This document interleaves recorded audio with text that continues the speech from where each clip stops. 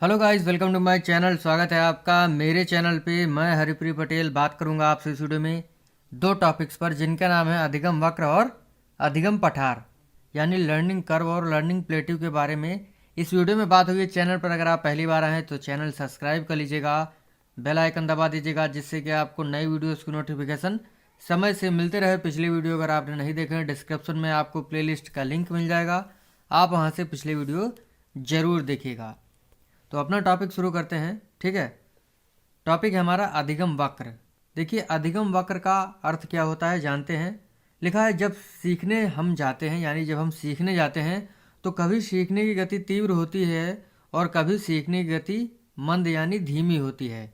तो सीखने की इस गति को जो है जब हम ग्राफ पर दिखाते हैं तो ये कहा जाता है अधिगम वक्र, ठीक है।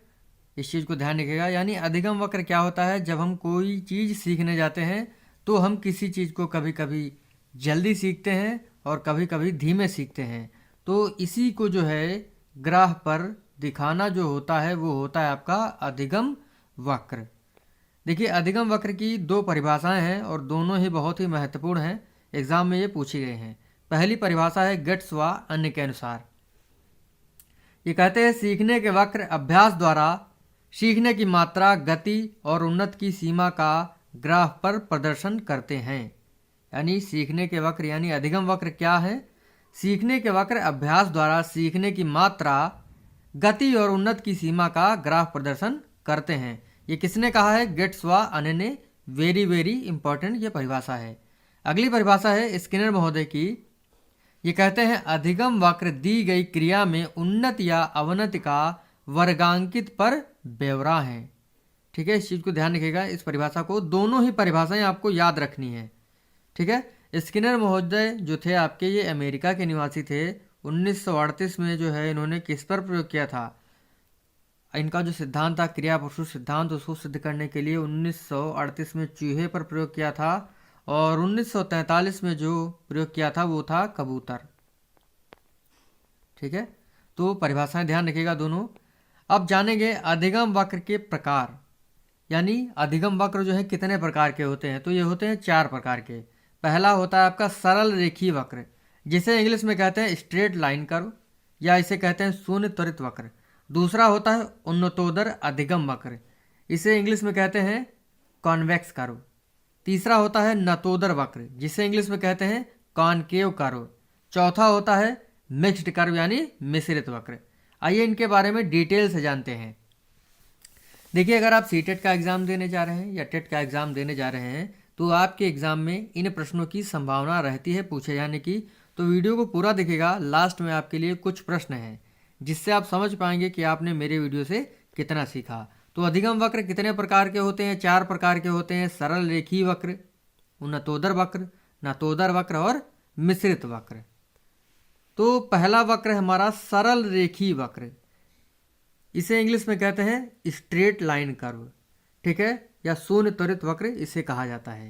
देखिए, ये क्या होता है, सीखने की गति इसमें जो है लगातार बढ़ती रहती है। देखिए, इसमें सीखने की जो गति है ये लगातार समय के साथ बढ़ती रहती है और ये शून्य त्वरित वक्र कहलाता है। और इस प्रकार का जो वक्र है ये बहुत ही कम, यानी कह सकते हैं कभी भी नहीं बनता है। तो आपसे एग्जाम में पूछा जा सकता है कि ऐसा कौन सा अधिगम वक्र है जिसमें सीखने की गति जो है लगातार बढ़ती रहती है? तो आपका ये होता है सरल रेखीय वक्र या शून्य त्वरित वक्र। अगला आपका वक्र है उन्नतोदर वक्र। देखिए, इसे इंग्लिश में कॉन्वेक्स कर्व भी कहा जाता है। देखिए, उन्नतोदर वक्र यानी उन्नति, पहले उन्नति होगी बाद में अवनति होगी। यानी पहले जो सीखने की गति होगी वो तीव्र होगी और बाद में जो है सीखने की गति मंद हो जाती है। तो यह आपका होता है कॉन्वेक्स कर्व, या कह सकते हैं ऋणात्मक वक्र या उत्तल वक्र, ठीक है। इस चीज को ध्यान रखिएगा। उन्नतोदर वक्र जो है इसकी आकृति जो होती है ये उत्तल वक्र के समान होती है। इसमें जो गति होती है प्रारंभ में तीव्र, बाद में धीमी हो जाती है, ठीक है। यानी पहले जो है तीव्र, बाद में धीमी हो जाती है। तो इस प्रकार का वक्र होता है आपका उन्नतोदर वक्र, ठीक है। इसे जो है ऋणात्मक वक्र के नाम से भी जाना जाता है। तीसरा वक्र है आपका नतोदर वक्र। नत मतलब कह सकते हैं, जोड़ सकते हैं नीचे से। तो यानी इसमें जो है प्रारंभ में सीखने की गति मंद होती है, बाद में सीखने की गति तीव्र हो जाती है। इंग्लिश में इसे कॉनकेव कर्व भी कहा जाता है। देखिए, प्रारंभ में जो है सीखने की गति धीमी है, बाद में जो है एकदम बढ़ती जा रही है। तो ऐसा वक्र जिसमें प्रारंभ में सीखने की गति मंद, बाद में तीव्र हो जाती है, ये आपका होता है धनात्मक वक्र। देखिए, बाद में आपको क्या है, पॉजिटिविटी मिल रही है, इसी वजह से इस वक्र को धनात्मक वक्र कहा जाता है, या कह सकते हैं अवतल वक्र कहा जाता है। एग्जाम में पूछ सकता है कि अवतल वक्र यानी अवतल आकृति वाला वक्र कौन सा होता है, तो धनात्मक वक्र या कह सकते हैं नतोदर वक्र जो होता है ये आपका अवतल वक्र होता है। और उत्तल वाला जो होता है वो आपका ऋणात्मक वक्र और उन्नतोदर वक्र होता है। ठीक है, तो ये तीन होते हैं। चौथा है हमारा मिश्रित वक्र। लिखा ऐसा वक्र जिसमें सीखने की गति कभी धीमी और कभी तीव्र होती है, यह इस आकार का होता है। यह नतोदर वक्र और उन्नतोदर वक्र का मिश्रित रूप होता है। देखिए, अभी मैंने आपको बताया मिश्रित वक्र क्या होता है। ऐसा वक्र जिसमें सीखने की गति कभी धीमी कभी तेज होती है और इसकी आकृति जो है ये साकार की होती है। देखिए, ये साकार की है, तो एग्जाम में पूछ सकता है ऐसा कौन सा अधिगम वक्र है जिसमें सीखने की गति कभी धीमी और कभी तेज होती है, कौन सा वक्र होगा, तो ये आपका होगा मिश्रित वक्र। और ऐसा आकृति किसकी होती है, ये होती है मिश्रित वक्र की। तो ये हमारे होते हैं 4 प्रकार के अधिगम वक्र। अब जानते हैं अधिगम पठार के बारे में। देखिए, अधिगम पठार इंग्लिश में लर्निंग प्लेट्यू। देखिए, अधिगम पठार में ये होता है कि जब हम किसी प्रक्रिया यानी किसी प्रोसेस में कोई भी चीज़ सीखने जाते हैं तो हम कभी कम सीखते हैं और कभी ज़्यादा सीखते हैं, लेकिन एक समय ऐसा आता है जब हम बिल्कुल भी सीख नहीं पाते हैं। तो ऐसा समय जब हम कुछ भी नहीं सीख पाते हैं तो वो आपकी स्थिति होती है अधिगम पठार की स्थिति। देखिए, लिखा क्या है, लिखा है अधिगम की प्रक्रिया में कभी हम ज़्यादा सीखते हैं और कभी कम, लेकिन एक समय जब ऐसा आता है जब सीखने में बिल्कुल उन्नति नहीं होती है, अर्थात सीखना बिल्कुल बंद हो जाता है, तो ऐसी स्थिति जो होती है ये आपकी अधिगम पठार की स्थिति कहलाती है। देखिए क्या है, देखिए शुरू शुरू में जो है आप जब सीख रहे थे तो एकदम से जो है आप सीखने लगे, ज़्यादा सीखे, लेकिन जो है अचानक ऐसी स्थिति आ जाती है जब आपका सीखना एकदम बंद हो जाता है। तो ऐसी स्थिति जब आप जो है बिल्कुल सीख नहीं पाते हैं तो ये ऐसी स्थिति होती है आपकी अधिगम पठार की स्थिति। अधिगम पठार की स्थिति जो है काफ़ी दिनों के लिए भी हो सकती है और थोड़ी देर के लिए भी हो सकती है। जैसे आप देखे होंगे जब आप लिटरेचर पढ़ते हैं, हिंदी पढ़ते हैं, तो 40-50 मिनट जो है आप अच्छे से पढ़ते हैं, फिर उसके बाद जो आपके दिमाग में कुछ नहीं घुसता है, यानी कुछ भी आप याद नहीं कर पाते हैं। लेकिन आप 10-15 मिनट का रेस्ट लेते हैं तो आप जो है फिर से उसको याद करने लगते हैं। तो अधिगम पठार की स्थिति जो है ज़्यादा दिनों की नहीं होती है। तो आप समझ गए होंगे अधिगम पठार का अर्थ। अब जानते हैं परिभाषाओं के बारे में। इनकी भी 2 परिभाषा हैं, शायद हाँ 2 ही परिभाषा हैं। पहली परिभाषा जो है ये स्किनर की है। ये कहते हैं पठार क्षैतिज प्रसार है जिससे सीखने में उन्नति का प्रत्यक्ष बोध नहीं होता है।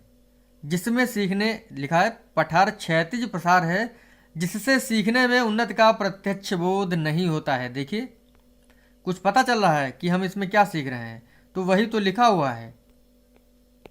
लिखा है पठार क्षैतिज प्रसार है जिससे सीखने में उन्नति का प्रत्यक्ष बोध नहीं होता है। तो ये किसने कहा है, स्किनर महोदय ने। अगला है रॉस। रॉस कहते हैं पठार सीखने की प्रक्रिया में प्रमुख विशेषता है जो इस अवधि को सूचित करता है, या कह सकते हैं सूचित करते हैं, जिसमें सीखने की प्रक्रिया में या सीखने की क्रिया में कोई उन्नति नहीं होती है। ठीक है, इस चीज़ को ध्यान रखिएगा, एक बार ध्यान से पढ़ लीजिए। रॉस कहते हैं पठार सीखने की प्रक्रिया में प्रमुख विशेषता है जो इस अवधि को सूचित करते हैं कि सीखने की प्रक्रिया में उन्नति नहीं होती है। ठीक है, आगे देखते हैं। देखिए, अधिगम पठार के कारण कौन कौन से होते हैं। मनोशारीरिक सीमा, अनुचित विधियाँ, अभ्यास का अभाव, प्रेरणा का अभाव, व्यवधान, नकारात्मक कार्य और जटिल कार्य। देखिए, मनोशारीरिक सीमा, आपकी अगर बॉडी और मन जो है किसी काम को करने में लगेगा तो आप उस काम को करते रहेंगे, लेकिन अगर आपका मन नहीं करेगा तो अधिगम पठार की स्थिति उत्पन्न हो जाएगी। अनुचित विधियाँ, क्लास में अगर आप जो है अच्छी तरीके से नहीं पढ़ा रहे होते हैं तब भी जो है बच्चे नहीं सीख पाते हैं और अधिगम पठार की स्थिति बनेगी। अभ्यास का अभाव, अभ्यास का अभाव जो होता है, प्रैक्टिस का जो अभाव होता है, वो भी जो है अधिगम पठार की स्थिति को उत्पन्न करता है। प्रेरणा का प्रभाव, यानी प्रेरणा जो होती है, जो मोटिवेशन होता है, वो भी जो है क्या करता है, अधिगम पठार को उत्पन्न करता है। अगर आप जो मोटिवेशन नहीं देते हैं बच्चों को तो वो नहीं सीखेंगे। नकारात्मक कार्य, व्यवधान और जटिल कार्य, तो नकारात्मक क्या रहे, आप जो है गलत काम मतलब अच्छा काम कर रहे थे तो गलत काम भी कुछ करने लगते हैं। तो जो नकारात्मक निगेटिव वर्क होता है वो भी जो है आपको अच्छे कार्य करने से रोकता है, यानी अधिगम पठार की स्थिति को उत्पन्न करता है। जटिल कार्य, कभी कभी गणित के ऐसे सवाल आते हैं, आप जो है कभी कोई प्रैक्टिस सेट कर रहे होते हैं, उसमें लगता है 4-5 तो सही होते हैं, लेकिन उसके बाद जो 5-10 क्वेश्चन आगे गए आते हैं इतने कठिन हो जाते हैं कि लगता है सब कुछ भूल गए। तो जटिल कार्य भी जो है अधिगम पठार के लिए उत्तरदायी है। निवारण क्या होता है अधिगम पठार का? सही लिखा है, समय का सही वितरण। अगर अच्छी तरीके से समय का वितरण किया जाएगा, समय सारणी को अच्छे से बनाया जाएगा, तो आपके जो बच्चे हैं विद्यालय के या आप खुद हैं, तो आप जो है अधिगम पठार की स्थिति को दूर कर सकते हैं। प्रेरणा देना, अगर बच्चे सीख नहीं पा रहे हैं, अधिगम पठार की सिचुएशन में पहुंच गए, तो उन्हें मोटिवेट करना चाहिए। विश्राम, जैसे मैंने अभी आपको बताया, हिंदी पढ़ते हैं, इंग्लिश पढ़ते हैं, मैथ पढ़ते हैं, 4 घंटे से लगातार पढ़ रहे हैं, या मान लीजिए 1 घंटे में जो है 40 ऐसा होता है, 1 घंटे में अगर आप लगातार पढ़ रहे होते हैं तो 40 से 45 मिनट जो है आप अच्छे से पढ़ पाते हैं। अगर फिर उसके बाद अगर थोड़ा भी ज़्यादा पढ़ते हैं तो आप जो है नहीं पढ़ पाते हैं। तो विश्राम, थोड़ा आपको रुकना पड़ता है, फिर जो है एनर्जी गेन करते हैं, फिर आप जो है अच्छे से शुरू कर लेते हैं, अच्छे से तैयारी करने लगते हैं। तो विश्राम भी जरूरी है। अगला है शिक्षण विधि में परिवर्तन। अगर बच्चे अच्छे से नहीं सीख पा रहे तो शिक्षण विधियों को बदल देना चाहिए, अच्छी आदतें, ठीक है। तो ये जो है अधिगम पठार को दूर करते हैं। तो ये छोटा सा टॉपिक था अधिगम वक्र और अधिगम पठार। अब देखते हैं आपके लिए कुछ प्रश्न हैं, 5 प्रश्न हैं इस वीडियो में, और जितने भी सही करिएगा भैया कमेंट करके जरूर बताइएगा। बड़ा मेहनत से जो है आपके लिए नोट्स बनाए जाते हैं, ठीक है। टेलीग्राम ग्रुप से जुड़ सकते हैं, आपको वहाँ से नोट्स मिलते रहेंगे समय समय पर। पहला प्रश्न हमारा, अधिगम वक्र के कितने प्रकार होते हैं? 2, 3, 4, 5। तो अधिगम वक्र के कितने प्रकार होते हैं सभी को पता होना चाहिए। 4, कौन कौन से? सरल रेखीय वक्र, उन्नतोदर वक्र, नतोदर वक्र और मिश्रित वक्र। अगला प्रश्न है, अधिगम वक्र दी गई क्रिया में उन्नत या अवनति का वर्गांकित पर ब्यौरा है। किसने कहा है? Skinner, Ross, Woodworth, Pavlov. अधिगम वक्र दी गई क्रिया में उन्नत या अवनत का वर्गांकित पर ब्यौरा है, ये कहा है स्किनर महोदय हैं। अगला प्रश्न है, धनात्मक अधिगम वक्र कौन सा होता है? सरल रेखीय वक्र, नतोदर वक्र, उन्नतोदर वक्र या मिश्रित वक्र। धनात्मक अधिगम वक्र जो है भैया कौन होता है? बताइए। मतलब देखिए, ऐसा वक्र जिसमें प्रारंभ में जो है सीखने की गति मंद और बाद में जो है अधिक हो जाती है, वो आपका धनात्मक अधिगम वक्र होता है, यानी नतोदर वक्र होगा भैया। बी ऑप्शन आपका सही है, मतलब नीचे से ऊपर जा रहा है ना। अगला है, एस आकार का अधिगम वक्र कौन सा होता है? सरल रेखीय वक्र, नतोदर वक्र, उन्नतोदर वक्र, मिश्रित वक्र। तो ये होगा, आपको पता होना चाहिए मिश्रित वक्र होता है। अगला है, अवतल वक्र किस अधिगम वक्र को कहा जाता है? सरल रेखीय वक्र, नतोदर वक्र, फिर नतोदर वक्र है तो इसको मान लीजिए उन्नतोदर है आपका, ठीक है, और इनमें से कोई नहीं।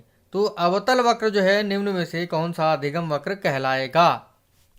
तो ये होगा आपका नतोदर वक्र, यानी कह सकते हैं नतोदर वक्र जो है आपका वो धनात्मक भी है और अवतल आकृति वाला भी होता है। तो इस प्रकार से आज का जो हमारा छोटा सा टॉपिक था यहीं पर समाप्त होता है। मिलते हैं आपसे अगले वीडियो में। थैंक यू फ्रेंड्स, धन्यवाद।